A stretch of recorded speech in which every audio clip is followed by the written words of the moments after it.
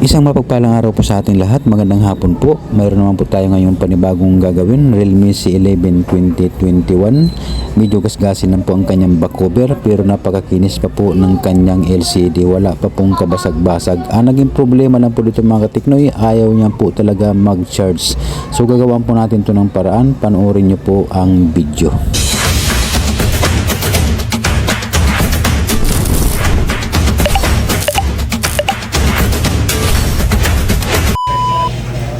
So, ayun, ayaw po talaga. So, ayun, bubuksan po natin.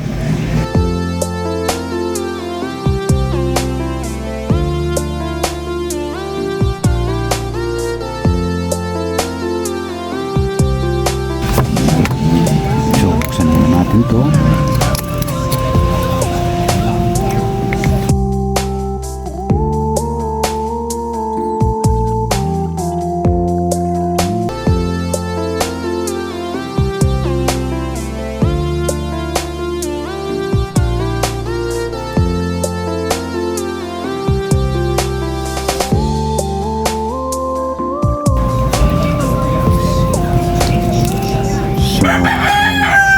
Ay ito pala mga katiknoy yung diferensya. Ayan, no? Makikita mo ba yung mga katiknoy, no? Kaya ayaw niya mag-charge. So ibig sabihin talaga buong buo pong LCD niya. So ayaw niya mag-charge talaga. Ayan po, baklas na po yung ano niya. Ayan po. Ito po yung nakakunik dito sa charging board para mag-charge po siya. Ayan po, baklas na po. Ayan po, wala na po. Ayan, no? Wala na po siya. So gagawin po natin itong mga katiknoy ng paraan para mag-charge siya. Kasi sayang po ang LCD nito, wala po siyang basag eh. Buo pong LCD nito. So ang diferensya ito lang po. Ang mga ganitong unit mga katiknoy, ang charging flex kasi nito, isang ano siya, LCD saka charging board, diretso po siya sa display niya saka sa charging board. Yan, magkadikit po yan.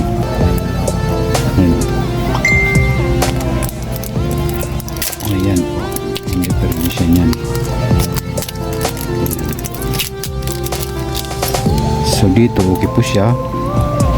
Ito malamang okay po ito dito. Ito po yung pinaka-LCD niya, yung display niya. So ito po yung nagkukonekta po dito sa charging board para pag sinarge mo siya, mag-charge po siya. Pero yun nga po, hindi nga po siya mag-charge gawa ng ayan po, ayan o. Yan ang diferensya po siya na hindi na po siya nakaka-lock dito dahil ito po, murado na po yung mga ngipin niya. Wala na mga ngipin ng mga bungi-bungi na lahat. Murado na talaga. So, ang gagawa natin ito ng mga katiknoy, wala naman itong ano na, para madalian lang na trabaho, pang madalian lang, guntingin na po natin to. Ayan. Ayan po. Putulin na po natin to.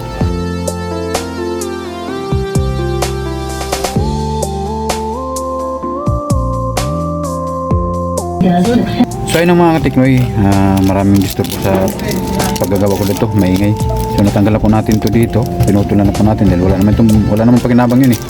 So ibig sabihin, putulin na rin natin to. Ito yung kumukonekta dito eh, sa charging board papunta ng motherboard eh. So ito yung nagcha-charge siya. So ito, putulin na rin po natin to. Ayan. Ayan. Putulin na natin dito. Kasi ito naman yung may display niya, LCD po, ito yung pinaka-display niya. So ayan, putol na po yan, putol na rin dito. So gagawin po natin ito ng paraan para magamit. Siyempre napaka maganda pa naman ang LCD niya. Sayang kung bibili ka pa na mapakinabangan naman to. Pwede pang pakinabangan to. Nabubulol na ako. Yung bag ko. So ayun mga tingnoy, naputol na dito. So walang problema yung mga tingnoy dahil meron ako dyan maraming pisa. Isang sako po yan na pwede kong pagkakahuyan ng mga pisa. So ayan, kukuha muna tayo sa isang sako na mga cellphone na puro sira na pwede pa po pagkahuyan ng pisa. Okay. So,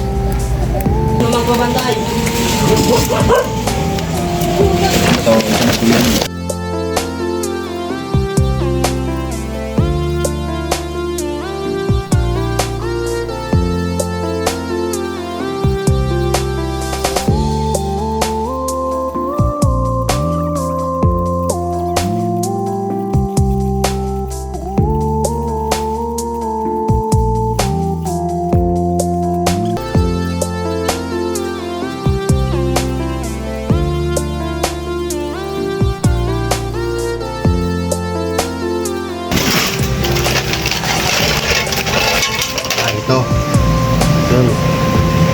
Ito yung unit na pwede kuhaan ng pisa para doon sa ginagawa ko. So ito na po nakuha natin mga katiknoy. Ayan. So ito yung pwede natin pagkuhanan ng pisa para ilipat dito. Ayan. Buksan muna natin ito. Kahit mga sira-sira na po ito mga katiknoy, tinatabi ko ito dahil malaking bagay po ito sa mga napagkukuhanan ng mga pisa. So ito yung kailangan natin.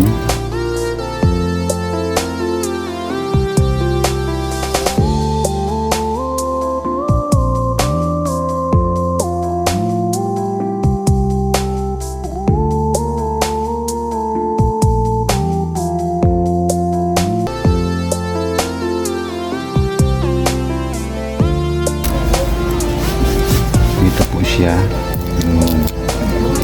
So, meron mo mga tikno yun. Basag na LCD, pwede pang pakinabangan. Ibig sabihin, meron pa tayong sa mga ganitong unit, meron pa tayong pakinabangan tulad ng mga ganitong, ito lang pong kailangan natin dito. Itong fix lang. So, guntingin na natin to. Ayun. Oh. So, ito lang kailangan natin dito. Yan.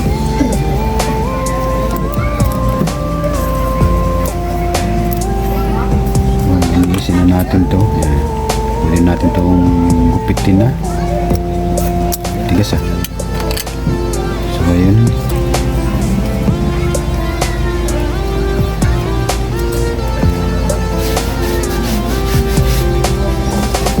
Ito dahil meron naman tong ganito, okay po itong LCD na to. So ito, putulin na rin natin to kasi ito lang kailangan natin, yung nagkukonekta sa charging board to motherboard. Ito po yung dalawa na to. So kahit putulin natin to, pwede na para hindi siya maging sagabal. So ayan, para hindi po siya maging sagabal po sa gagawin natin. So ayan,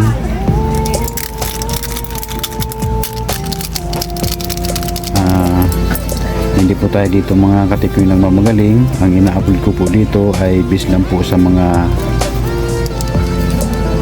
naging experience po natin.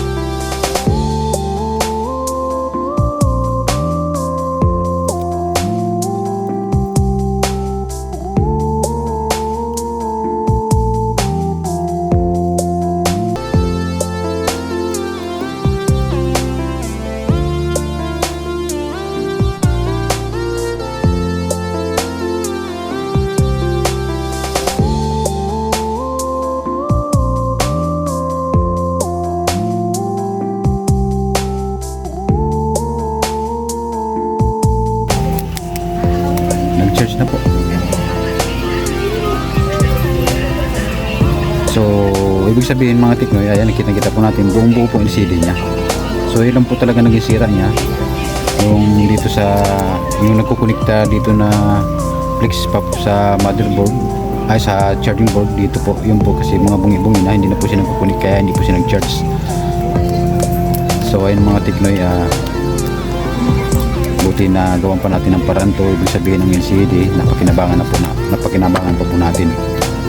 So ayan, okay na po siya. So takpan muna natin to.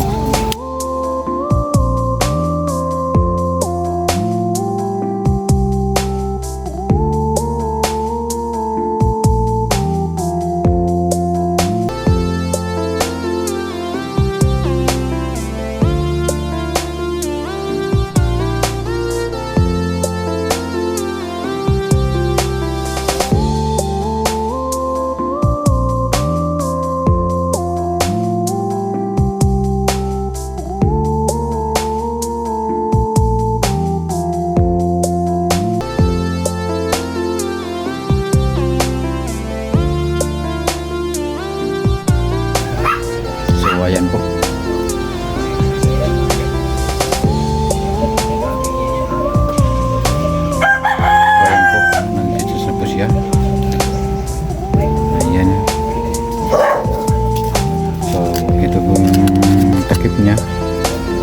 Ang lumang-luma na talaga yung cellphone ng mga Tecno yun. Yung mga takip niya, burado na yung mga ano niya. Pintura. So, ayan, nag-charge na po siya mga Tecno. Ayan. So, napakinabangan po natin yung LCD na patapo na.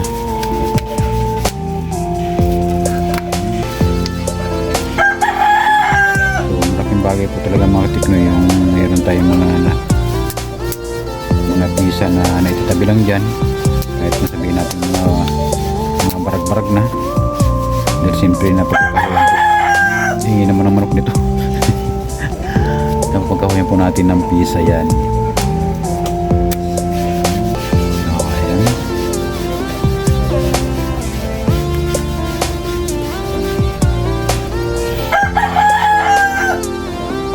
Manok yan mga Tecno ng aking kapitbahay.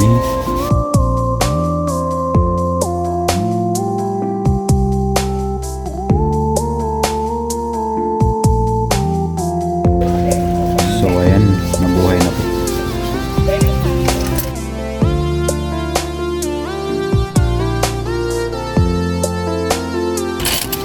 So ayan, may password po siya.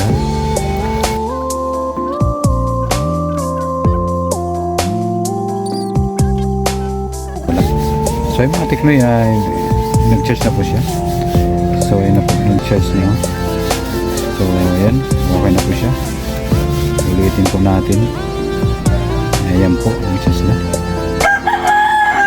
So yung mga Tecno hanggang dito lang muna ang video na to. At maraming salamat po sa inyong mga panonood. Magkita-kita po tayo uli sa mga susunod na mga video. Mag-ingat po kayo palagi and God bless po sa ating lahat. Bye bye!